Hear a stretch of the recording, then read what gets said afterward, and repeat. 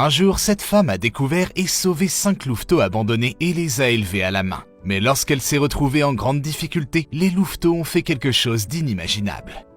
Zoé était une femme pas comme les autres. Alors que certaines femmes préféraient des métiers faciles et simples, Zoé s'est lancée dans l'entreprise familiale d'exploitation forestière. Alors que d'autres femmes voulaient trouver un mari et se poser, Zoé voulait travailler dur et gagner autant d'argent que possible. Elle était une femme forte et indépendante et même si sa vie dans la forêt pouvait être solitaire, elle l'aimait. Mais quelque chose manquait. En travaillant avec le bois et les arbres, Zoé voyait souvent des animaux et leur progéniture se promener, jouer et chasser dans la nature. Elle aimait les observer dans leur vie quotidienne et son cœur fondait un peu en voyant comment les adultes et leurs enfants interagissaient. L'idée d'avoir quelqu'un qui compterait sur elle et qu'elle pourrait aimer pour la vie commençait à faire de plus en plus de chemin dans l'esprit de Zoé jusqu'au jour où elle a pris une décision. Elle voulait un enfant à elle. Mais comme Zoé était une femme qui abattait beaucoup de travail et qui avait peu de temps libre, ce n'était pas aussi facile que ça. Et puis, les hommes décents étaient difficiles à trouver, surtout au milieu de la forêt. Et pour couronner le tout, Zoé n'aimait pas trop l'idée d'élever un bébé. L'idée des cris, des pleurs et des changements de couche ne lui plaisait pas du tout.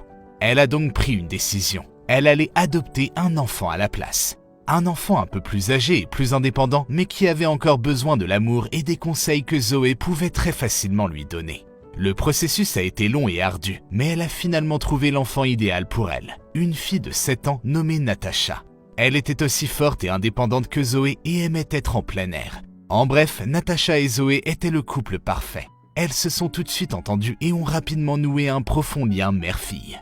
Les premiers mois de vie commune se sont déroulés à merveille. C'était certainement un grand changement pour Zoé et Natacha, mais elles se sont rapidement installées dans une agréable routine et ont appris à occuper leur nouveau rôle avec brio.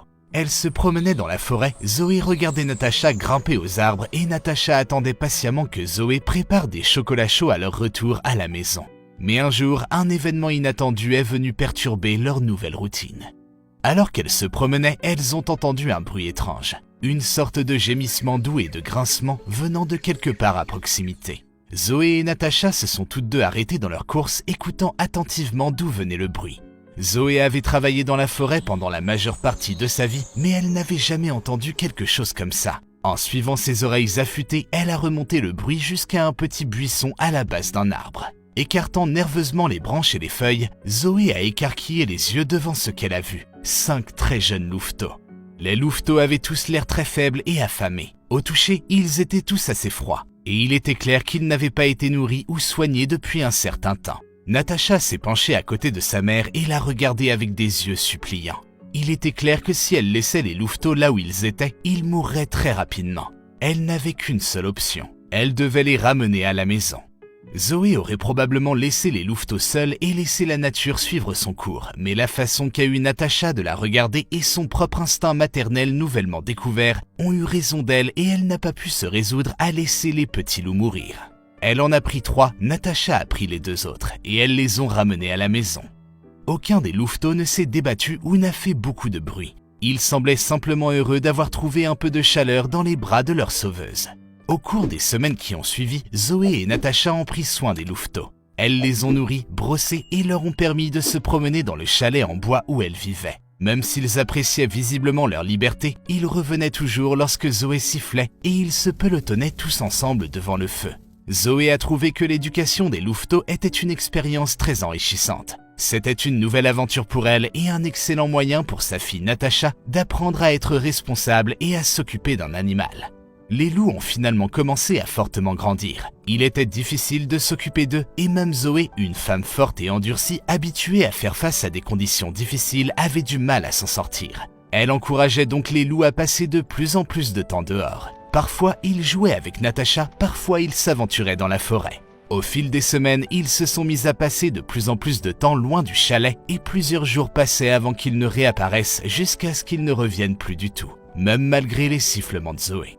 C'était un moment triste, car Zoé et surtout Natacha étaient devenus assez proches des loups, mais c'étaient des animaux sauvages en fin de compte, et ils avaient besoin d'être libres. Peut-être les reverraient-elles, peut-être pas. Mais le plus important était qu'elles avaient sauvé les louveteaux d'une mort certaine, et c'était ce qui comptait le plus. Zoé et Natacha sont retournées à la vie qu'elles avaient avant les loups. Elles ont recommencé à jouer dans la forêt, à cueillir des champignons et des baies et à couper du bois pour le vendre ou l'utiliser comme bois de chauffage. Natasha devenait assez douée pour identifier les meilleurs arbres et même utiliser une scie lorsque Zoé la surveillait de près. Mais après une longue journée passée dans la forêt, quelque chose de dangereux et d'inattendu s'est produit. Quelque chose qui pourrait s'avérer mortel pour Zoé et sa fille. Alors qu'elles marchaient sur le long et sinueux chemin de retour au chalet, Zoé a eu l'impression qu'elles étaient observées. C'était comme une sorte de sixième sens, mais elle pouvait sentir des yeux brûlants sur elle et sa fille. Elles ont continué à marcher et Zoé n'a rien dit pour ne pas faire paniquer Natasha. Mais elle a gardé les yeux ouverts, scrutant les alentours pour essayer d'identifier qui l'observait. Le soleil a commencé à se coucher et à plonger sous les arbres, recouvrant la forêt d'une atmosphère sombre et sinistre, et c'est à ce moment-là que les observateurs se sont révélés. Sortis de l'obscurité, deux loups de grande taille, féroces et bien en chair sont apparus. Ils étaient bien plus âgés que les louveteaux que Zoé et Natasha avaient élevés, et ils semblaient enragés et affamés. Ils montraient leurs dents et grognaient violemment. Natasha a crié et a couru vers sa mère, et Zoé l'a prise dans ses bras. Il n'y avait aucun moyen pour elle de se battre contre les deux loups affamés, alors Zoé s'est enfuie. Les loups l'ont poursuivie et elle a couru aussi vite que ses jambes le lui ont permis. Cependant, dans sa panique, elle a perdu son chemin. Elle espérait pouvoir regagner la sécurité de son chalet, mais elle a dû prendre un mauvais virage et s'est retrouvée au bord d'une falaise avec une chute d'une centaine de mètres en dessous d'elle. En regardant par-dessus le bord de la falaise, elle savait qu'il n'y avait aucune sécurité de ce côté. En se retournant, elle a vu les deux loups marcher lentement vers elle, de la bave coulant sur leur gueule. Natasha a silencieusement pleuré de peur. Zoé s'est penchée et a fait de son mieux pour couvrir sa fille. Elle la protégerait de sa vie. Mère et fille ont fermé les yeux et se sont préparés au pire, sûrs de sentir le poids féroce et violent des loups se poser sur elle à tout instant. Mais cela n'est pas arrivé. Des arbres qui les entouraient ont surgi 5 autres loups plus jeunes, aboyant, grognant et claquant des dents. Ils ont plongé sur les deux loups enragés et ont commencé à les attaquer avec leurs griffes et leurs dents, se battant avec férocité.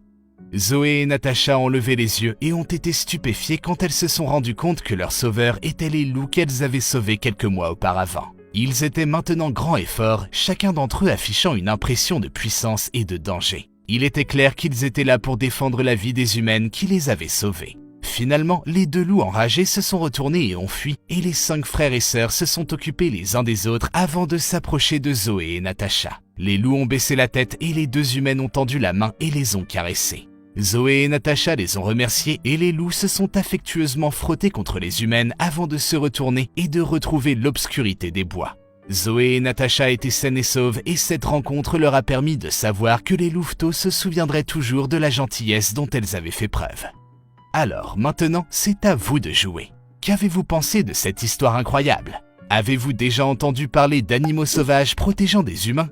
Comme toujours, nous aimons avoir de vos nouvelles, alors n'hésitez pas à laisser vos pensées et opinions dans la section des commentaires ci-dessous. Quant à moi, je vous dis à la prochaine pour de nouvelles histoires incroyables. Prenez soin de vous les amis.